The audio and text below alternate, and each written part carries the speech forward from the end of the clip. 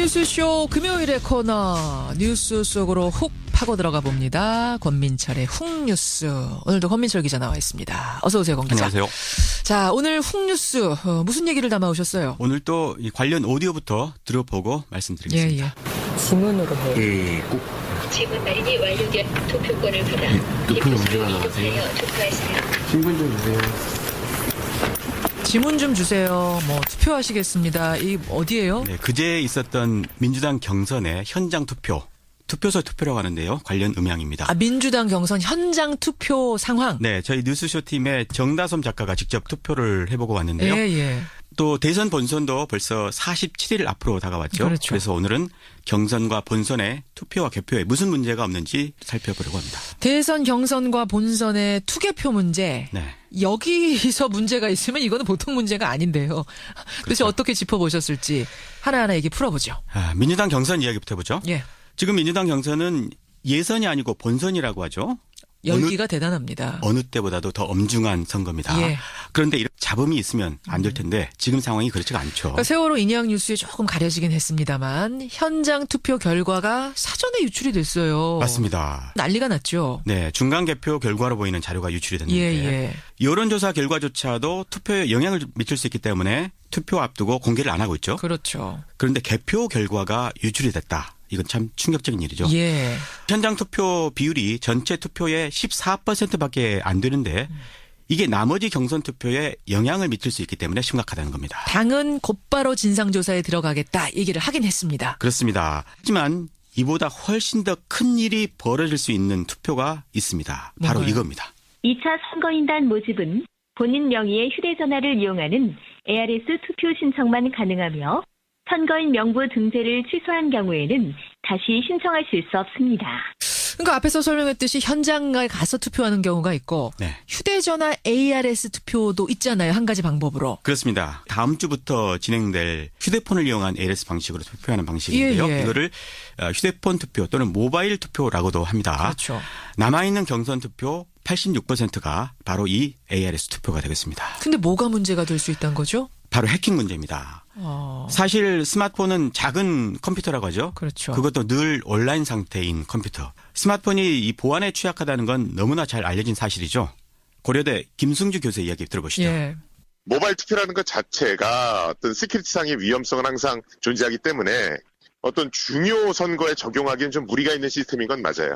우리가 뭐 스마트폰 해킹 뭐 이런 얘기는 굉장히 많이 나오잖아요. 그러니까 컴퓨터 해킹 연구된 것만큼 스마트폰에 대한 해킹 방법들은 굉장히 많이 연구가 돼 있거든요. 그리고 어떤 그런 거 하기 위한 해킹 툴 같은 것도 굉장히 일반화돼 있고 그리고 가보면 그 공장처럼 막 돌아가거든요. 휴대폰의 해킹 가능성을 지금 이제 우려한 건데 네. 근데 경선을 ARS 투표로 한 게 이번이 처음은 아니잖아요. 2012년 그 경선 때도 있었습니다. 했었습니다. 물론 그때는 해킹 이슈도 없었죠. 예. 하지만 그때는 예선, 지금은 사실상 본선.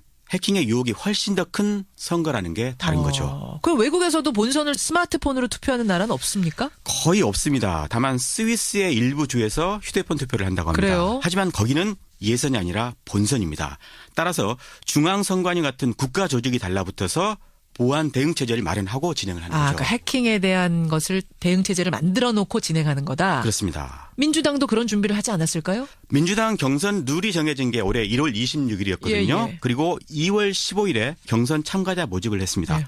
겨우 20일간 준비를 한 건데요. 이런 보안 문제를 대비할 시간은 아니었죠. 그래서 지금 할 수 있는 거라곤 해킹될 확률이 적다와 같은 자기 최면일 아하. 뿐입니다. 민주당 관계 얘기 들어보시죠. 예. 일단 ID 센터를 방화벽을 뚫어야 되는 거지 않습니까? 그리고 들어온다 들어 서버에 또 방화벽을 뚫어야 되는 거고요. 들어와서 또 그 프로그램을 건드려야 되는 건데 그렇게까지 할 수 있는 사람은 세계에서 몇 명밖에 없을 것 같고요.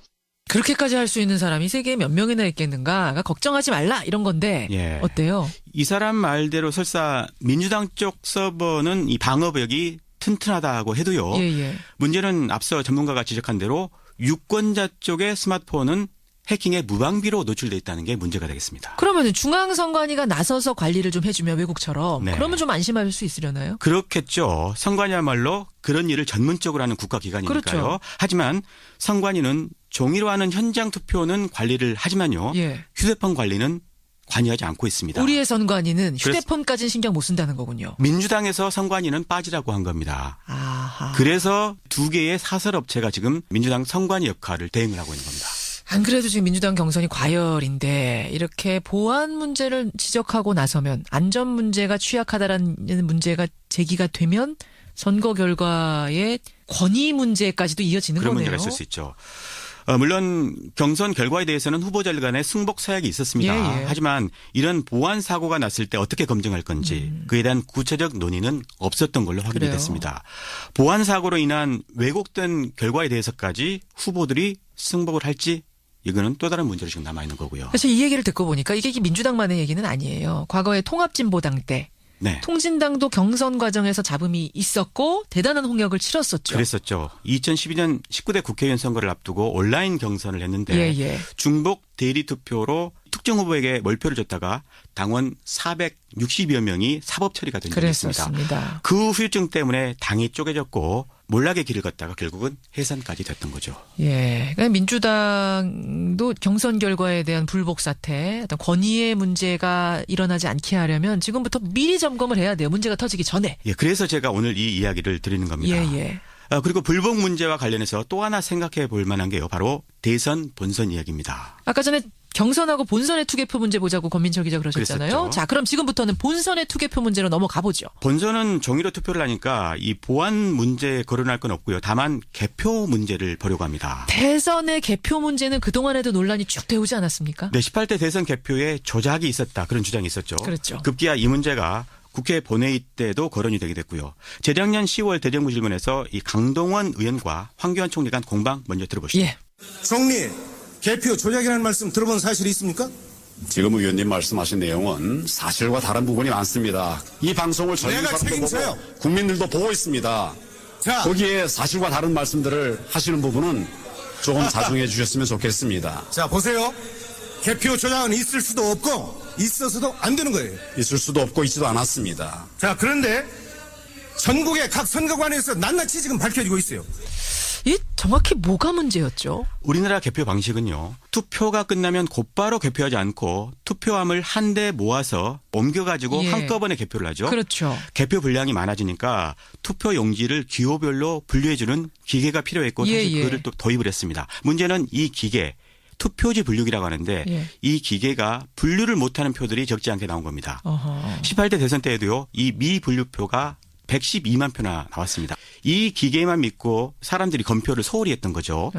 또 개표 관련 기록상의 오류, 또 개표 규정 위반 이런 사례가 상당수가 발견이 되면서 예. 개표 부정 소리가 나왔던 겁니다. 그래서 소송까지 가고 그러지 않았어요? 대선 무효 소송이 있었어요. 그리고 정보 공개 관련 소송도 있었고 이런 소송만 30여 건이 있었습니다. 30여 건이. 특히 일부는 과격한 주장을 하다가 구속되기까지 했고요. 예. 크게 알려지지는 않았지만 사회적으로 큰 비용을 치렀던 겁니다. 그러네요. 문제는 올해 개표 때도 비슷한 일이 벌어질 가능성이 크다는 겁니다.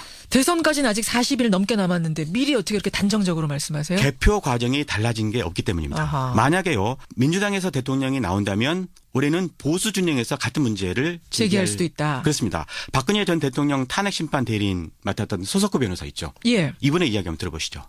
제대로 검사를 해야 하는데 검사를 소홀히 하면 결과는 또 마찬가지 실수가 벌어질 위험이 있다는 것을 경고하는 거죠.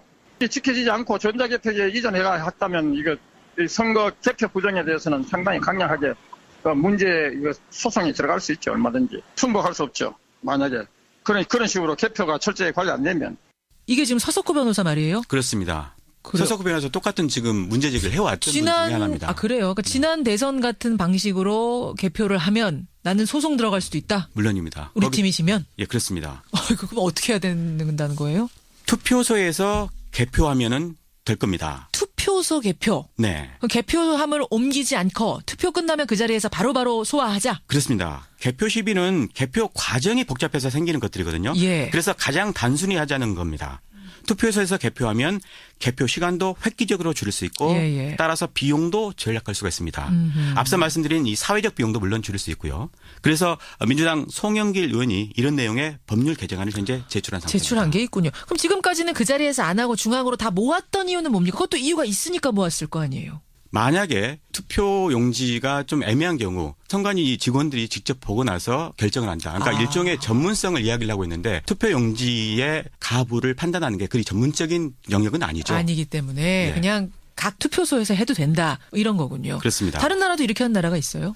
독일이라든가 프랑스, 스웨덴, 미국 같은 대부분의 선진국에서 바로 투표소 개표를 하고 있습니다.